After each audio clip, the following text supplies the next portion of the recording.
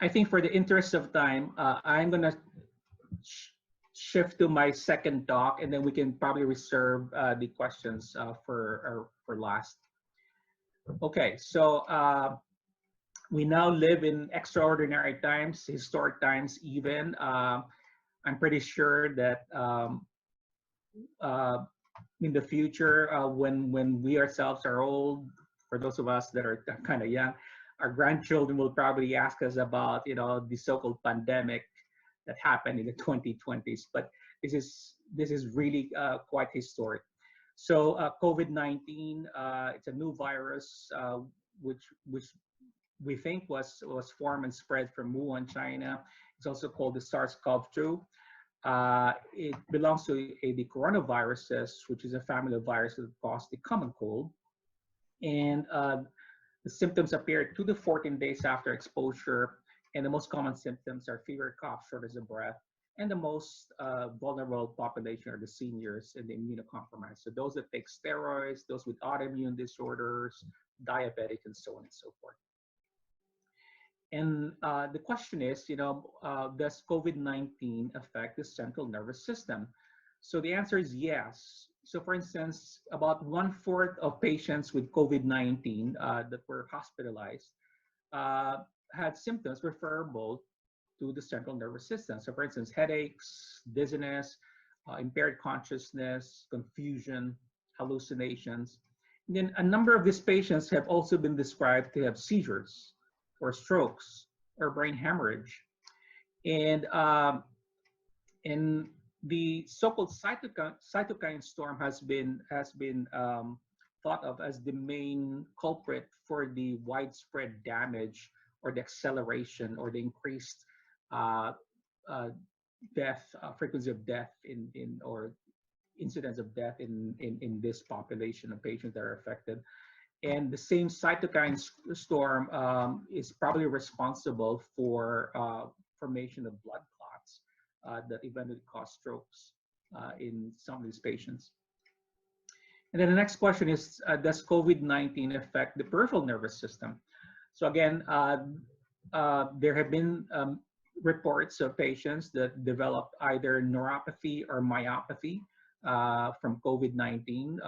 The good news is that there is no direct viral invasion that has been noted of the motor neurons or peripheral nerves. But nevertheless, since many of these patients make it to the ICU, they're very sick, they stay in the hospital for quite some time, they develop what's called critical illness polyneuropathy. So this is not something unique to COVID-19. This is something we see very commonly in critically ill patients from whatever reason that are hospitalized and have a prolonged stay, especially in the ICU. And then some of these patients develop myopathy, which usually manifests as muscle aches. You measure their enzyme levels for creatine kinase, and these levels are elevated. And then there's a question as to whether the virus itself attacks the muscles and causes viral myositis, although I don't think that's been proven beyond reasonable doubt. And then there's been some reports of Guillain-Barré syndrome or GBS. So this is an ascending paralysis. It usually starts at the lower limbs and then slowly rises up. And they eventually, if they develop more severe stages of GBS, may have some paralysis of their respiratory muscles, thus requiring them to be intubated. And then the more important question is, are Parkinson's patients more susceptible to COVID-19? And the answer is no. So there is no evidence of increased susceptibility of getting infected with COVID-19 when one is exposed. However, Parkinson's patients are considered high risk nevertheless. So if a Parkinson's patient develops, unfortunately, gets infected with COVID-19, and it's given that they're elderly, and given that they may have impaired swallowing, they may have difficulty clearing their secretions, their cough reflex may not be very effective. They have some restricted lung disease because their respiratory muscles are weaker to start with. Their muscles in their chest that are needed for respiration are weaker. Then these patients in general are just more high risk for more severe infection. And then there's this recent report in a very reputable journal called Parkinsonism Related Disorders, which just appeared in May. And these were two Parkinson's patients in France that presented with worsening of their Parkinson's prior to the diagnosis of COVID-19. So the first one was an 83-year-old gentleman who had deep brain stimulation years before, presented with worsening of speech, swallowing, and balance. And then only 5 days later developed fever and cough and pneumonia and was tested for COVID-19 and was positive. In the other case is a 73-year-old woman, again with deep brain stimulation, his or DBS, presented with increased falls and worsening of speech. And only 2 days later presented with confusion, not even a cough, but her chest scan showed pneumonia at that point, and her COVID-19 test was positive. So what these two case reports tell us is that if a Parkinson's patient suddenly has a worsening of their Parkinson's symptoms, or has more imbalance, or has more falls, or has difficulty with their speech, or more difficult with their speech and swallowing, maybe that patient should be tested at the point for COVID-19. And then some of these early COVID-19 symptoms may actually overlap with Parkinson's symptoms. Like for instance, fatigue is a very common symptom in COVID-19 and Parkinson's. What about loss of sense of smell? Yep, that's very common in both conditions as well, even before the diagnosis is made for either of these two conditions. Muscle aches, weakness, hot flushes. So there really is an overlap in some of these non-motor symptoms and motor symptoms overlap between COVID-19 and Parkinson's. Therefore, the clinicians and caregivers or patients themselves should be aware of this. Now, can the drugs used for COVID-19 cause neurological damage? And I'd like to focus on chloroquine or hydroxychloroquine because there is evidence that this can cause toxic neuromyopathy. Although this is mainly seen in patients with prolonged use, or for instance, patients with autoimmune disorders like lupus may be prescribed chloroquine or hydroxychloroquine, and it is the chronic use, not the short-term use, that is associated with this toxic neuromyopathy. And then there's some patients with myasthenia gravis symptoms or presentation that may be due to chloroquine, or if they already have myasthenia gravis, a worsening of their weakness. Now, some studies have shown, though, the good news is that some studies have shown that it might actually be useful for Parkinson's. And chloroquine or hydroxychloroquine activates a certain protein called NUR1, which is nuclear receptor related protein.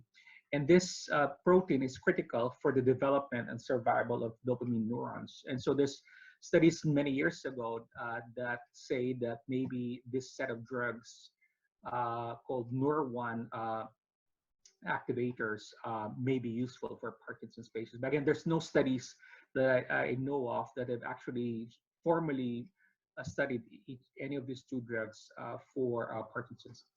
So should Parkinson's patients take any special precautions outside of the usual? And the answer is no. No more than the usual elderly precautions, so avoiding crowds, staying home as much as possible, social distancing, washing your hands for at least 20 seconds, use of alcohol-based hand sanitizers, wearing a mask whenever you go out in public, and avoiding touching your eyes, nose, and mouth with your hands. Now, what about vitamin D deficiency? So they seem to think there is some evidence that those that are vitamin D deficient have a greater risk for major complications from COVID-19. And we know that vitamin D plays a role in your immune system. And it also has an anti-inflammatory effect.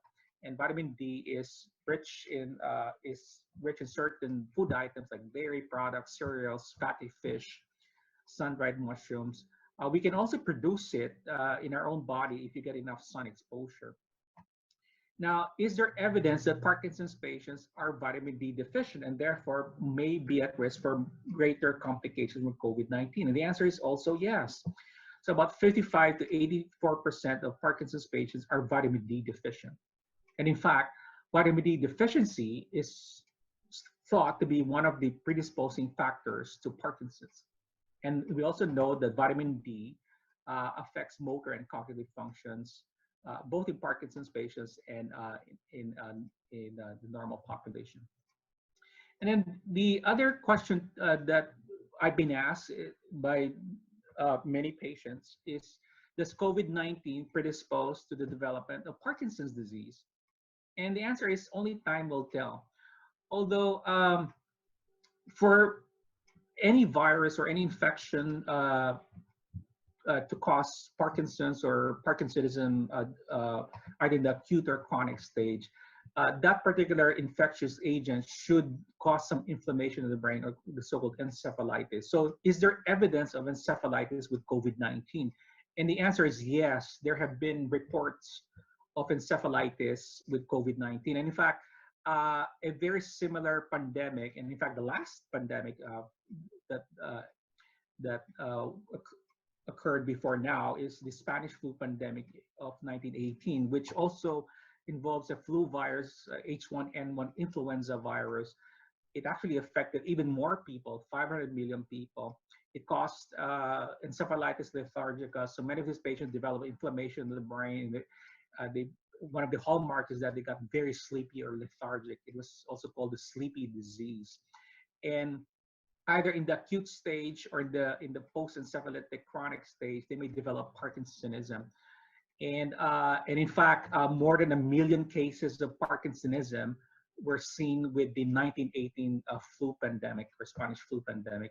And they also noted that individuals who lived during that era and were born between 1888 and 1924 had a 2 to 3 times greater risk of developing Parkinson's in comparison to those who were born before before 1888 or after 1924. So, for instance, here's a video of a patient with Parkinsonism as a result of the 1918 flu pandemic. And he really presents with classic Parkinson's features: stoopness of posture, hypomimia, tremor, forearm swing, shuffling gait. So patients with post-encephalitic Parkinsonism can present very similarly to Parkinson's disease. And then there's other movement disorders that have been seen with the Spanish flu pandemic, including dystonia, chorea, myoclonus, and even tics. And then lastly, are there any antiviral drugs currently being used for Parkinson's that potentially may have an impact on COVID-19? And the only antiviral drug that we use for Parkinson's nowadays is amantadine. There is a cousin of this called rimantadine, which was developed and marketed primarily in Russia, but it's also available in the US. And amantadine is an antiviral drug that works against influenza A, and it blocks viral replication. Now, amantadine is rarely used nowadays for the flu prevention, though, because many patients have become resistant to it. Many individuals who develop influenza A or other forms of flu have become resistant to it. However, it's still being widely used worldwide for Parkinson's, where it is actually useful for dyskinesias.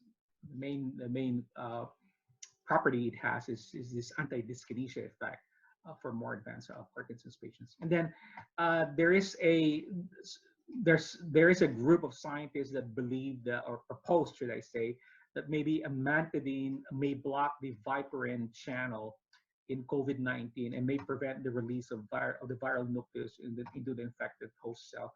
So this is just conjectural at this point. This is just a hypothesis. There's really no evidence yet. Only time will tell whether some of our patients who are on amantadine, whether the frequency, I should say, of COVID-19 affection or severity is less in patients who were exposed to amantadine for many reasons, including Parkinson's versus those that were not.